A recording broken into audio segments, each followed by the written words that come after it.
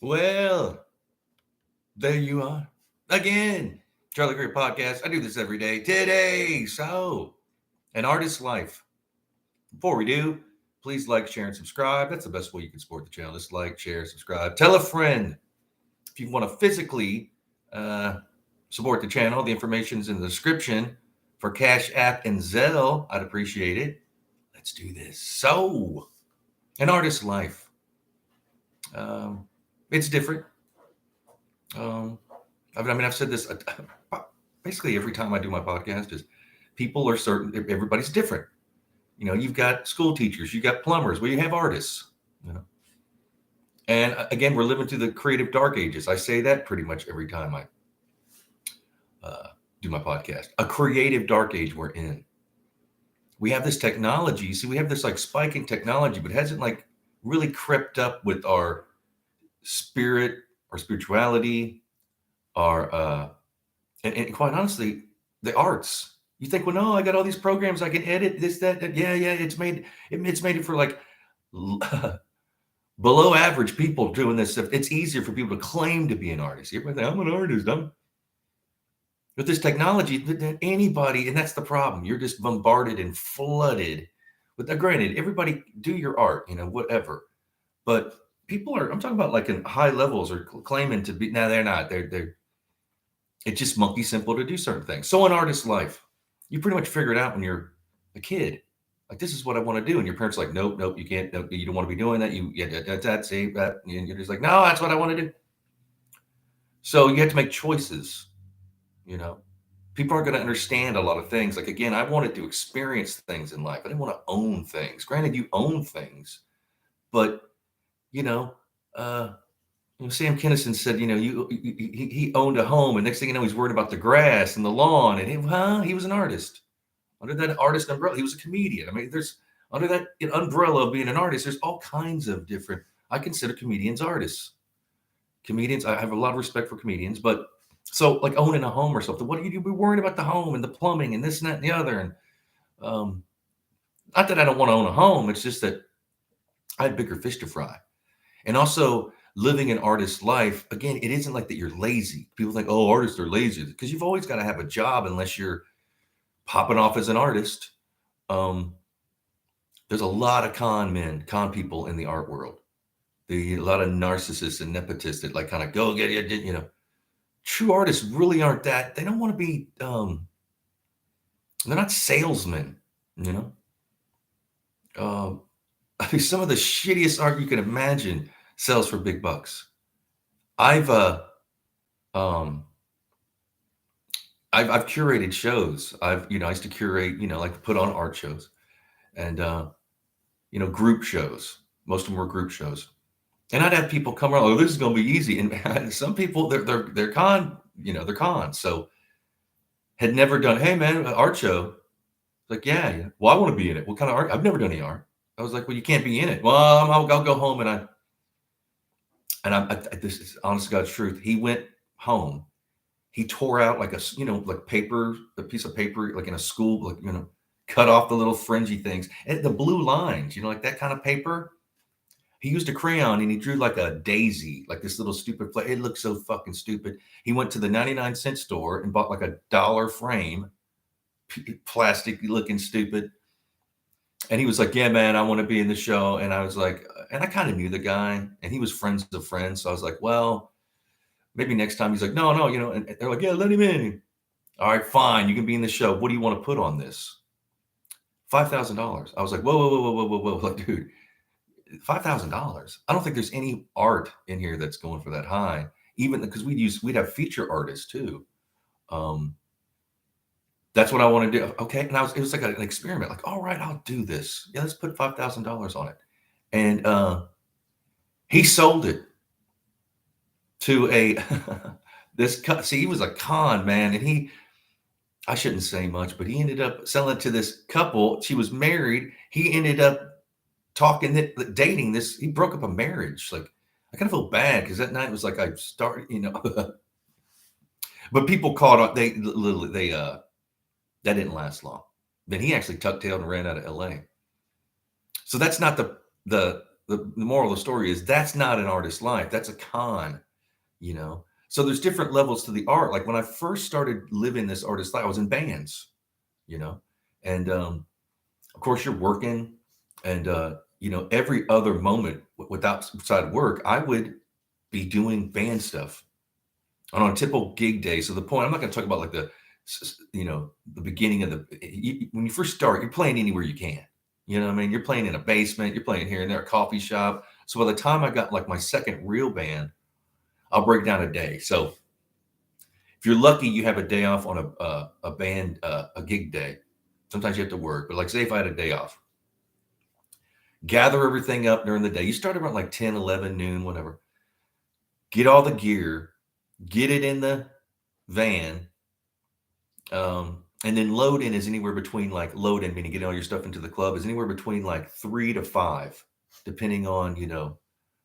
So you get to the club, load in, which takes a while, setting up and this, that, and then sound check. You got to do the sound check. You know, the drums are worse when they're doing the drum. Hit the snare, pop, pop, pop. It's a thing. I'd always easily leave if they're doing the drum. And need to do a sound check. And we would do maybe 1 or 2 songs because I didn't want to blow my voice out for the gig, you know. Do sound check. Go home, hang out with your girlfriend, whatever, eat some food, you know, shower, and then get ready for the gig. You know, that night you play the gig. Then after the gig, it's usually 1 or 2 in the morning. Load out. Drive the van to the band house. Load into the house, and you're dog tired. Sometimes it's like the sun's coming up. And then repeat that. Just keep on. And if you're having out of town gig, well, that's another. Same thing with art shows. Like in Los Angeles, I did my art shows in Los Angeles. You know, you have to drive. A lot of them are downtown. I don't live anywhere near downtown, so you have to drive, get there. Again, during the day, they have, it's usually the day before, but sometimes it's the day of the art show. Because I have, like, say, a Cannibal Flowers show. So say if you do, usually they would let you hang for like a month. Sometimes it was a week, 2 weeks, a month, sometimes one night stand kind of thing. But you get there during the day, and they're hanging. So you bring your work. There's usually a bunch of bullshit going on. People are like, you know, get your art there. Make sure that, you know, they tag it for you and this, that, you know, make sure everything's cool. Go home. Again, you want to hang out with your whoever, friends, girlfriend, whatever. Throw some food down your gullet, shower, and then go back that night. And if it was like a one night stand, like art show, then you had to wait around or just go grab it. A lot of times they wouldn't. I don't understand that. They'd be like, don't touch. You know, like, dude, it's my art. I'm going to take it. Weird things about art shows, like some of the downtown art shows I did, the prime spot. Now this sounds crazy, and people would fight over doing it, getting it. And I figured it out too, was like the wall near the bathrooms. And you would think the wall near the bathrooms, either like a tucked around or in a hallway, whatever. That's where you want to be. Because that's where all the people are lining up to do blow or use the rest, you know what I mean? Like, usually had multiple, and it's just packed. That's where everybody's there. And you have to move. It sounds crazy, but you had to like sell and move up the ladder to get to where you're hanging near the bathroom. There's pictures of me on my Facebook where I'm standing there in front of my art, and I'm standing right beside the bathroom door because I was a feature. That's where they put me. Because that when people start coming, that's where you're going to say you're going to sell the most. People standing at bed. Wow, I like this. It sounds crazy. But that's yeah, you want to be hanging by the bathroom because that's where people are the drunkest, willing to, you know, people in LA got money. I'm not saying that, you know, but a lot of people have like a lot of, you know, spending money, and they got to use the restroom. Of course, they want to go in there, whatever they're doing, having sex, doing drugs, who cares? And say like with my, even like an actor, like you had you have an audition. Sometimes you'd have like 2 or 3 in a day.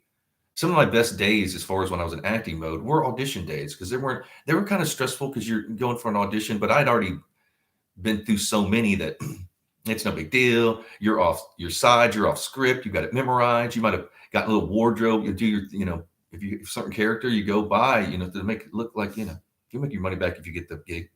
And get there, wait in the lobby, call your name, do the audition, leave, and then you might have to go off and like one day, well, multiple days. I'd have like 3, but they were great days. You're fun. You got money for lunch. You go to your lunch, this, that, and the other, and you're meeting other actors and this, that, and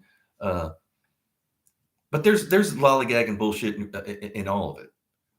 Meaning you're dealing with other people's moods, other people's situations. You don't know a lot about, writing too. Like when I had my script or my book, or I'm soliciting something, or it's kind of like the same thing. It's kind of like a load in, or granted, you're not loading all this stuff, but it's the same kind of process.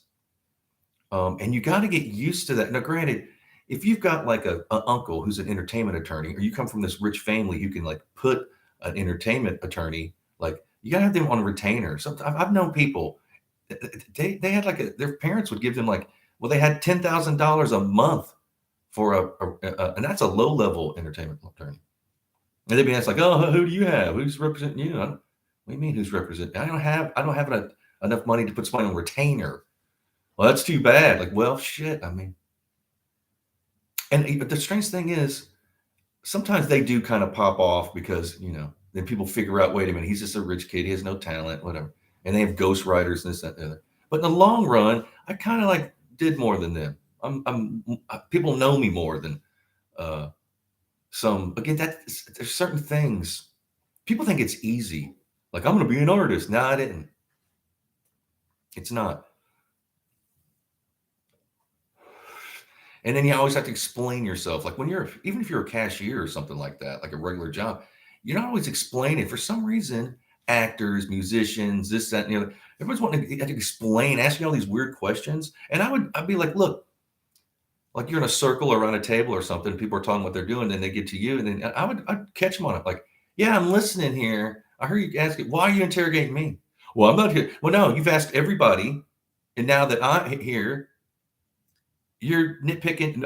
You're just trying to be rude. No, I'm not being rude. It's just that what are you doing? I'd catch people on that, like nip it in the butt kind of thing. And at the end of the day, a lot of times you have even more money than they do. It's like they don't get it. Like they, when I was on the microphone, I was a carnival barker on Hollywood Boulevard, like a wireless microphone. So hey, at this retail store that sold everything for $5. T-shirt, we had everything, shot glasses. It was crazy. To tourists. So I was in the front door. Hey, and then they had a red carpet and fake Oscar statues and all this other shit. It was kind of like a gig. I only did like 5-hour shifts, and people would make fun of me. Even people that knew me, like, oh my God, I can't believe you're doing this. It's like, bro, what kind of money I'm making? Well, how much you make? Well, I'm making more than them. Then shut your fucking mouth. You don't even. Yeah, it's kind of embarrassing. I mean, from what I came from, but then again, you need a job. It's keeping my chops up. And I did get to network with people. I met people there, and I met celebrities and this, that, and the other thing. And it was fun. It was 5-hour shifts too, hit and miss, and you're so busy, it goes by like that. And some days you make some good bread. Some days are slow if it rains or it's something like you don't, because you just want to, because it's hourly plus there was 2-tier commissions. So if you did your get your hourly, plus if you hit off those 2-tier, maybe it was 3-tier commission. Anyway, if you did everything right, well, hell, you made really good money. And of course, I was on podcast. Adam the Woo put me on his podcast. I got to know Adam. I already knew who he was, but he thought it was the craziest thing. He thought it was so cool because people think it's easy to be on and who doesn't want to be a carnival barker? You know what I mean? Like, hey, where are you from? Party, and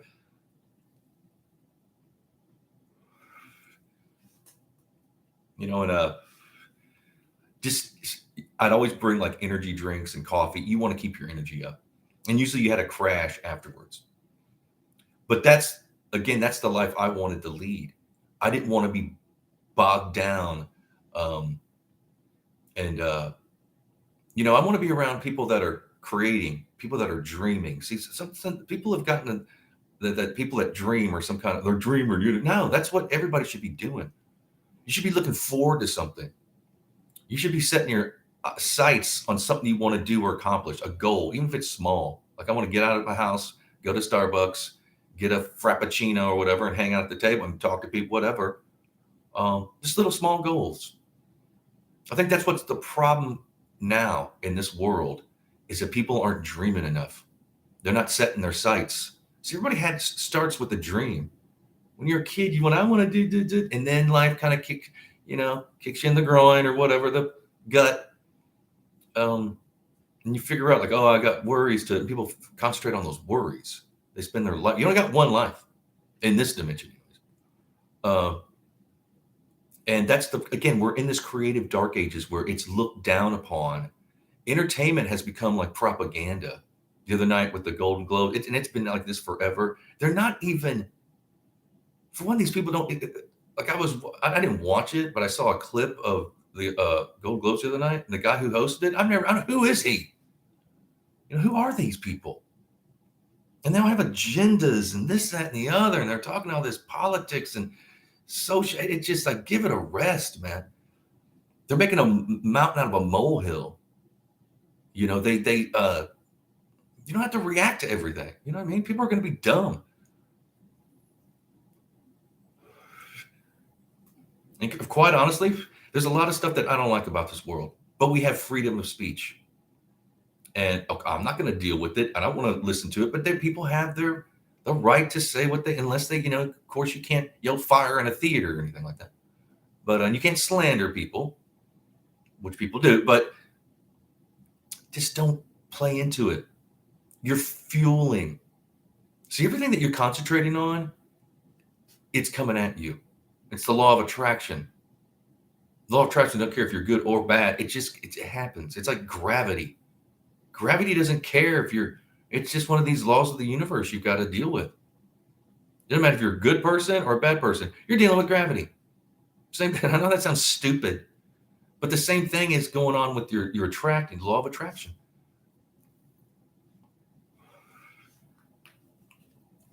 Some people have more talent than others. Some people work harder and work on their talent and get there. Some people have better luck.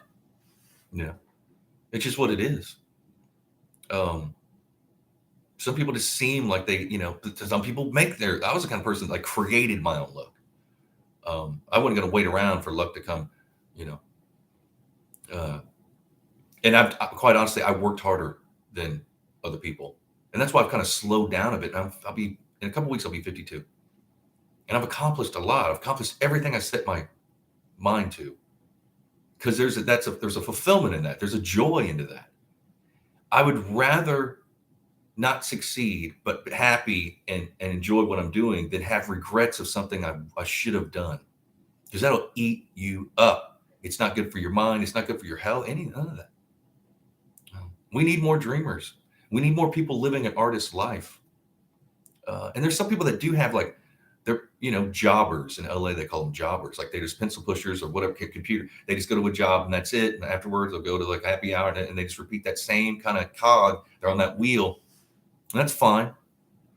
But they should have some kind of artistic outlet. And there's some people that do. Some people that work. And then they also, Charles Bukowski, one of my favorite writers, well, he worked at the post office for I don't know how many decades, maybe 20 years. And that's before it was computerized. So he had to like put stuff in these boxes and they test you like every 3 months, 6 months to see if you're up to, but he didn't have any success till he was an old man. And he was a legendary drunk. He's Charles Bukowski. And that's what he did. That's what he wanted to do.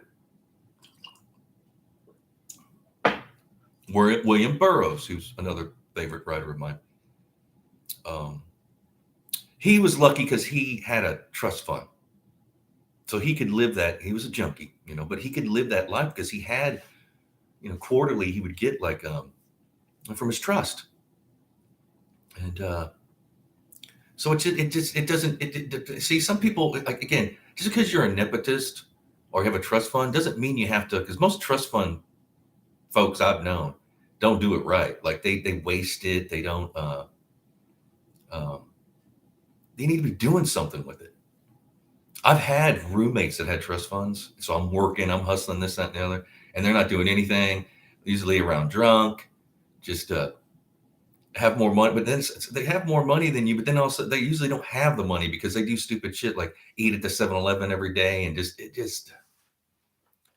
um, and I would try to talk these people into like, look, man, start something, a record label, start anything, be a producer. I don't even know. And one of the roommates I had, he was trust fund. I went to meet his family, and they came to me. They're like, look, you get him to do something, and we'll finance it. We'll actually employ you. Oh, awesome! And he heard that, and he didn't know. He went. Matter of fact, he wasn't gonna see. He liked this funk that I was like, dude, live an artist life. Matter of fact, I was trying to tell him like that behavior you're doing. The only way you can really get away with it is if you're an artist. If you're just a lazy ass drunk, he's like, who's a lazy ass drunk? But if he's an artist, well, he's eccentric. I try to explain this to people. And there were times where I had problems with alcohol and stuff. But I always created. I always got stuff done. I always took my friends along as well. You don't believe how many people I've given, like when I was in my band, gigs, open for my band, art shows. I can't count how many people, because I do group shows, how many people I gave their first art show to. Even in band, like the first like club gigs. I was always doing that. Somebody had done it for me, so I thought, well, hey, I spread the wealth or whatever. Like and sometimes they wouldn't replenish the well. They would come and dip, and then they wouldn't. And I would talk to them about like, hey man, 6 months ago, when you were begging me to be involved in anything I'm doing, now it seems like well, yeah, I don't need that anymore, Greer. And then they think that and then they have to come back around like, hey, can I? No, I mean, you're the one that closed the door, and forgot the key. Don't look at me. I mean, I've already helped you anyways. It's like, what are you going to do? So, and I can get why people don't want to live an artist life. They're scared of, like, again, life, bills and stuff like that. And if you've got like a ton of kids and a wife and a house, a mortgage, well, I can see where you have to, but then they have regrets. See, I don't want to have any, I should have, or would. I'd rather have failed at trying to do what I was going to do than to think that I would, should I, would it, should it. And of course, quite honestly, people that, especially in LA, people that did the best had money behind it, like their family. And it was hard for them to be around me too, because it's like, well, I didn't have any like lineage. I came from a small town in Tennessee, and it just, come to LA, and I had to, I knew one person that lived in Los Angeles when I moved there. And that was it. And in the beginning, they weren't too helpful. Like, I was promised a job and this, that, and the other, and then I didn't get it. And then I was like, fine, I get it. I had to get my own place. And then once I was there, like, I actually stayed in his couch for like a week. Then I got my own apartment, my own place. I didn't really see him that much. I'd go by where he worked, or this place I was supposed to get the job at, and I'd talk to him and stuff, see what he was up to. A lot of times his life was in chaos and this, that, and and I just did my own thing. That's what you do. I didn't want to rely on other people, and go out and make friends and do connections. And when I was young, I was 27 when I moved to Los Angeles. So, every night I was out and about, and just, there's so much back then, there was so much networking you could do, and it was fun. Man, it's like so much fun to be at, and of course I had accomplished this. So I was in the Screen Actors Guild. I could go to certain Screen Actors Guild. You had to be a member, the union, to get into these little, like, they throw things it's at 5757 Wilshire, like the SAG building. And almost every night there's something going on, a screening you can go to, or this, that, and the other, and they have food laid out. Well, why wouldn't you want to go? And sometimes you could bring like one guest. So I'd bring someone, and so it's always out and networking, and well, there's opportunities. That's what again, LA's changed. I don't even know if they, Do they even need the Screen Actors Guild anymore? Because they cut everybody's benefits and this and that, raise the dues, and they don't do anything for you.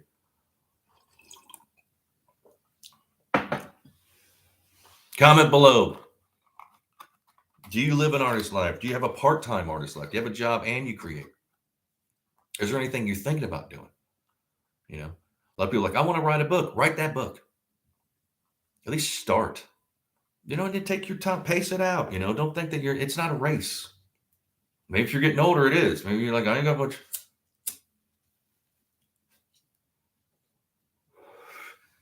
But I think once they got rid of the arts in schools and they got rid of physical education, like physical activity, like, recess and all that stuff. I don't even know if they do that anymore. They need to. And I've heard they are.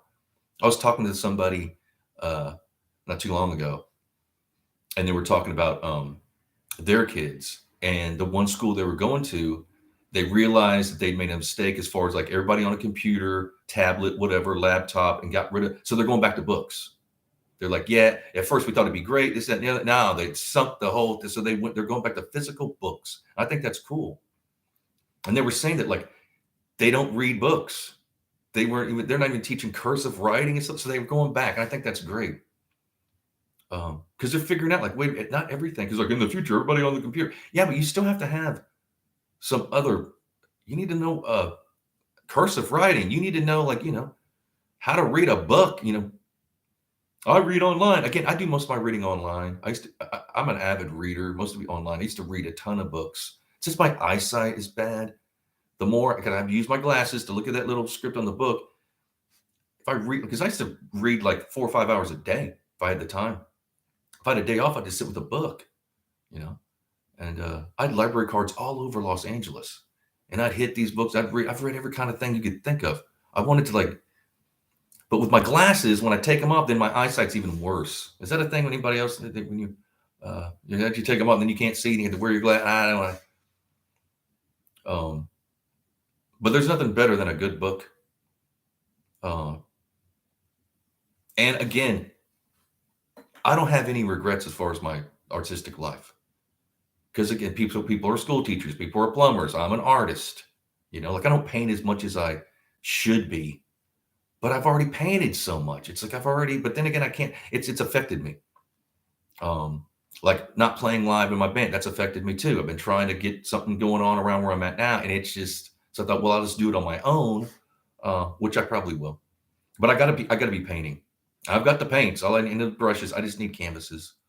I left behind a shit ton of like blank canvases when I left LA.